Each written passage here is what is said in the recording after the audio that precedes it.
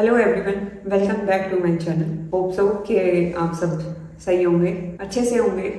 आज जिस टॉपिक पे हम बात करने जा रहे हैं वो एक बहुत बड़ा मेजर पार्ट है किसी भी ट्रेनिंग का, हमारे लाइफस्टाइल से बहुत जुड़ा हुआ है, हमारी डेली रूटीन की लाइफ में बहुत मेजर ज़्यादा रोल करता है। कल हमने फिजिकल एंड्योरेंस के बारे में बात करी थी, तो आज फिजिकल एंड्योरेंस के साथ साथ में मेंटली हेल्थ के बारे में हम बात करेंगे, हमारे माइंडसेट के बारे में बात करेंगे, जो फिजिकल एंड्योरेंस के साथ साथ मुझे लगता है कि 80% मेंटली स्ट्रेंथ या माइंडसेट, आपका स्ट्रॉन्ग माइंडसेट किसी भी स्पोर्ट्स से रिलेटेड हो या फिर हमारी डेली रूटीन से लाइफ हो, या डेली रूटीन में इतने सारे हैडल्स आते हैं, तो उन सबको निकलना है उन सिचुएशन से।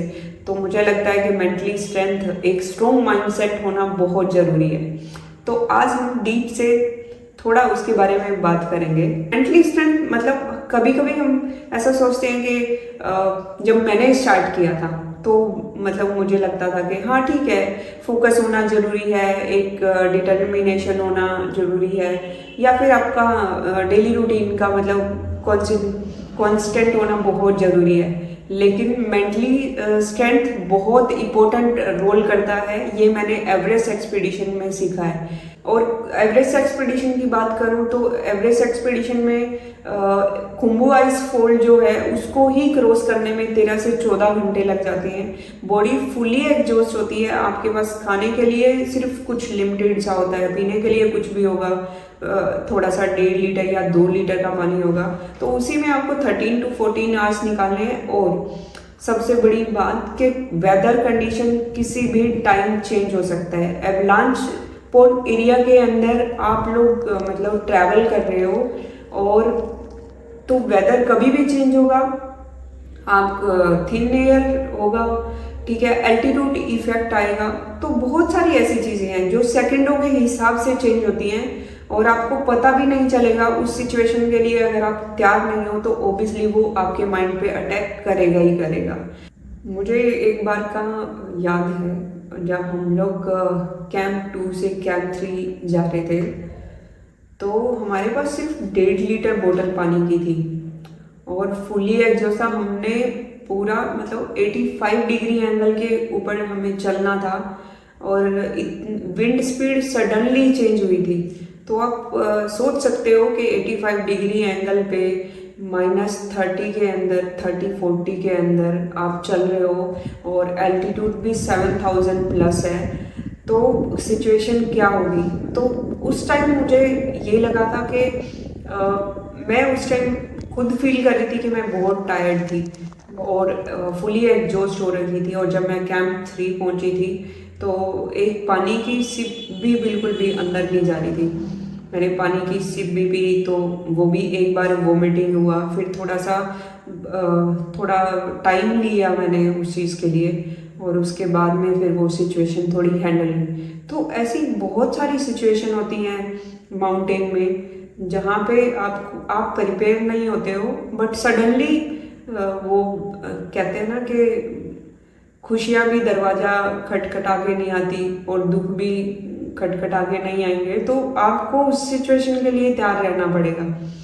तो उस टाइम मुझे ये लगा था कि शायद अगर मैंने मेंटली प्रिपेयर नहीं किया होता तो आज यहाँ मेरी ये सिचुएशन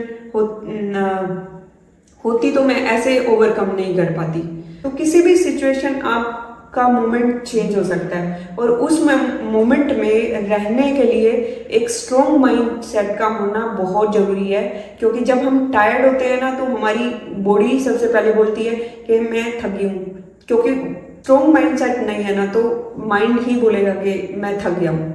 हमारी बॉडी को नहीं पता होता कि हम उसको क्या बोल रहे हैं या हम कैसा रिएक्ट कर रहे हैं। ये हमारे माइंडसेट के ऊपर डिपेंड करता है, हमारी मेंटलिटी क्या है। तो ये सब जब गिव अप करने के ऑप्शन आते हैं, जैसा हम माइंड को समझाएंगे वैसा ही हमारी बॉडी रिएक्ट करेगी। जब भी आप लो फील करते हो तो आपकी ज़िंदगी में ऐसे बहुत सारे इंसिडेंट्स होते हैं जो आपको पॉजिटिव एनर्जी देते हैं, और कभी भूलना नहीं चाहिए कि आपने क्यों स्टार्ट किया था। जब भी आपका माइंड कुछ बोलता है कि टायर्ड हो गया है या फिर आप थक गए हो या फिर कुछ भी एग्जॉस्ट जैसी फीलिंग होती है, ऑब्वियसली इतना लॉन्ग ड्यूरेशन के लिए आप चल रहे हो, तो बॉडी तो एग्जॉस्ट होएगी। तो जब ऐसा कुछ होता है ना, तब हमारा स्ट्रॉन्ग माइंडसेट या जो हमारी पॉजिटिव एनर्जी होती है ना, वो काम करती है।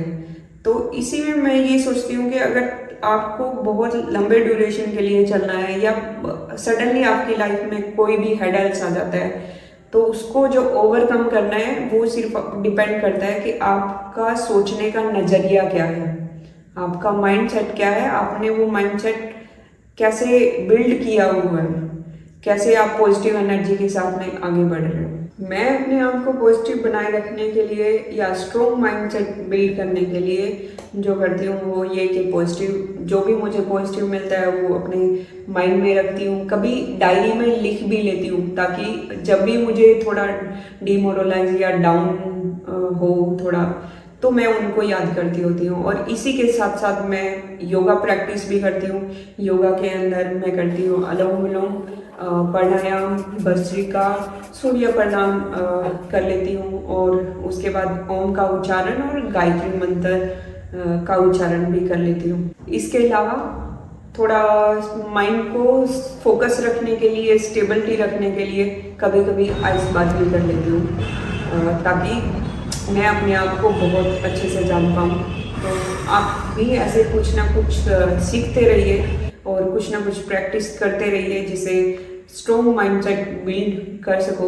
लास्ट में मैं यही कहना चाहूँगी कि एक स्ट्रॉन्ग माइंडसेट का होना बहुत ज़रूरी है, क्योंकि हमारी डेली रूटीन की बात करूं या फिर माउंटेन क्लाइंब की बात करूं, तो किसी भी टाइम सिचुएशन चेंज हो सकती है। तो उसके लिए एक स्ट्रॉन्ग माइंडसेट का होना बहुत ज़रूरी है, क्योंकि एक माइंड ही है हमारे पास में जो हम किसी भी प्रॉब्लम से बहुत आसानी से निकल सकते हैं। और इसमें सिर्फ काम करता है तो हमारी मानसिकता, कि हम कैसा सोचते हैं, कैसे प्रॉब्लम को फेस करते हैं या कैसे उसको ओवरकम करते हैं। एवरेस्ट की जर्नी में मैंने यही सीखा है कि एक स्ट्रॉन्ग माइंडसेट के साथ में आप किसी भी चुनौती का सामना कर सकते हो। तो आगे की जर्नी के लिए आप मेरे साथ यूं ही बने रहिए।